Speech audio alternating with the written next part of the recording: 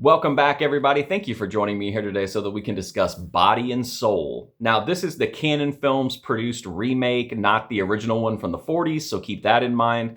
In any event, this movie stars Leon Kennedy, and he plays a Golden Gloves level boxer who has incredible talent in the ring, just like a natural flair for it.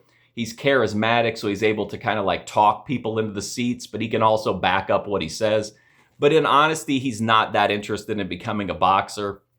But when his sister becomes ill and is in need of really expensive medical care, he decides he doesn't have the luxury of pursuing his own dreams and he needs to focus on boxing so that he can take care of her.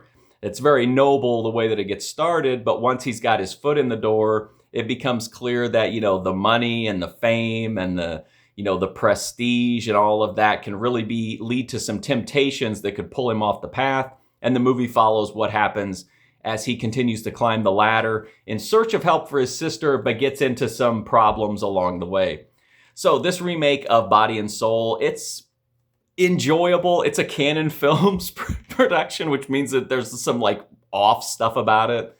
There is some wackiness here. There's a lot of sexual content in this one. Leon is called Leon the Lover in this movie, and he lives up to that name.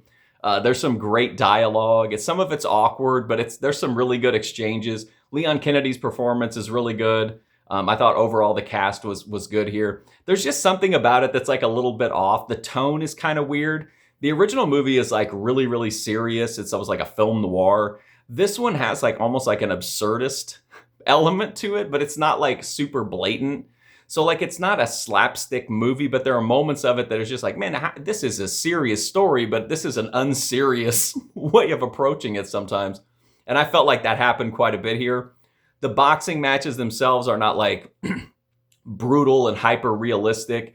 They're more of kind of showmanship and grandstanding, that kind of stuff. There's not the brutality to it like there is in some of the movies. But I thought they were put together well overall. And I like the story of the temptation of the money and the fame and how Leon the Lover handles all that. So I thought it was a good movie. How it stacks up to the original, I don't even think, even though they have the same name and they're the same concept, I don't think they compare equally because they are approached so differently. If you want a serious, gritty boxing movie, the original obviously is going to be better. This one is kind of more of a dream-like weird movie at times, but yeah, I liked it. I think it's solid.